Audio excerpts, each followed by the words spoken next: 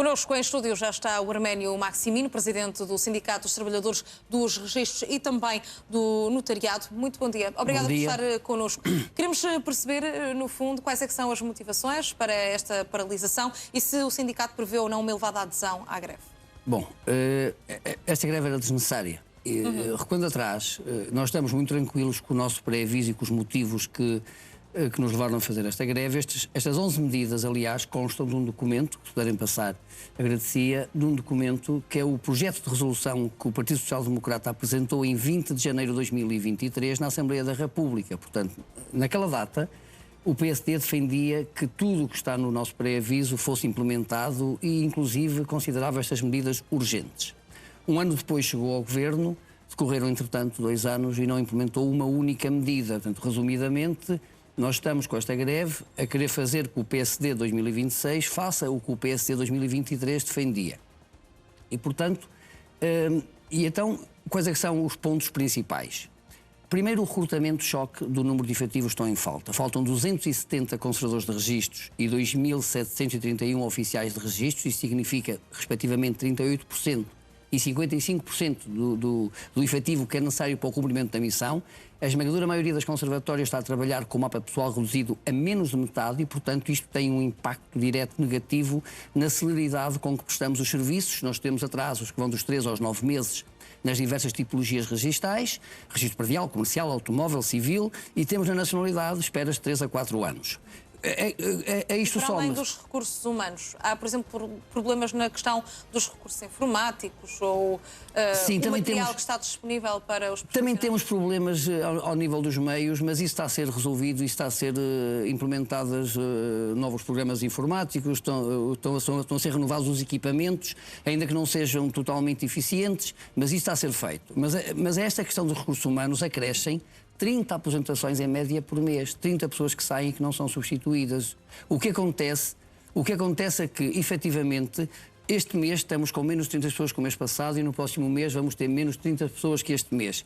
Estas pessoas não são substituídas e, obviamente, o que elas faziam deixa de ser feito e vão-se agravar, os atrasos vão-se agravar consideravelmente. Depois temos também uma questão que tem a ver com a privacidade no atendimento. Os cidadãos que vão às conservatórias, os modelos de atendimento são completamente desadequados. As pessoas, ouve-se tudo o que dizem umas e outras, há uma violação da devassa particular da vida dos cidadãos que nós defendemos que deviam ser atendidos com privacidade. Já agora, Arménio, aquilo que estamos a ver agora no ecrã é o quê? Consegue-nos explicar? É este documento. Este documento é um projeto de resolução que foi apresentado em 20 de janeiro pelo Partido Social Democrata na Assembleia da República, é assinado à cabeça pelo atual Ministro de Estado e das Finanças, Miranda Sarmento, que efetivamente em 2023 defendia que se implementassem todas aquelas medidas que considerou urgentes.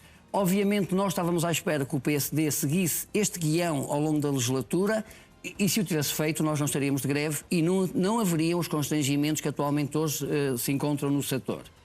É lógico que, na altura, o PSD recomendava veementemente ao governo de António Costa que efetivamente implementasse a recomendação da Provedora de Justiça relativamente às assimetrias salariais.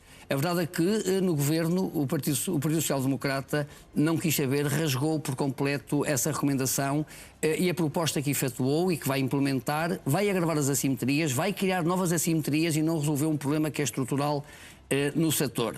Depois, no próprio protocolo de negociação coletiva, o Governo viola o próprio protocolo que assinou connosco e viola a lei da negociação coletiva ao querer alterar, e eu agradecia-vos para passar Sim, vamos mostrar a próxima, sim. Ao querer alterar um diploma que não estava previsto ser alterado. É que em 2023 o PSD classificou como incompreensível, injustificável e ilegal, é o quadro do meio, incompreensível, injustificável e ilegal ter profissionais de uma categoria inferior a desempenhar as funções da categoria superior e defendeu que esses profissionais deviam ser integrados na categoria superior, obviamente, uma vez que desempenhavam aquelas funções. Chegado ao governo um ano depois, qual é a proposta do PSD? É eliminar de vez a categoria superior, não elimina as competências, transfere-as definitivamente para a categoria inferior e, portanto, numa completa violação àquilo que defendia, num ato de hipocrisia política tremenda, de mero populismo e demagogia, que de alguma forma não credibiliza as instituições democráticas e que põe até em causa o Estado de Direito democrático. Nós questionamos, podemos acreditar no PSD quando está na oposição?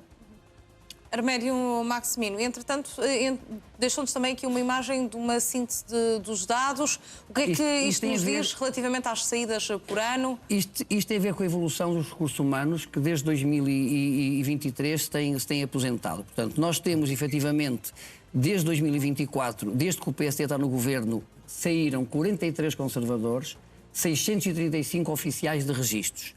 Entraram 130 oficiais em 2025 de um procedimento concursal aberto, na altura ainda pelo Partido Socialista, e a verdade é que aquilo que todos esperávamos era que o PSD, que criticou na altura o facto do governo não recrutar o número de efetivos em número suficiente, e depois, chegado ao governo, todos esperávamos que pudessem incrementar efetivamente o número de efetivos para recrutar, fazendo um recrutamento de choque para que, quando chegássemos ao final do procedimento, tivéssemos um saldo positivo.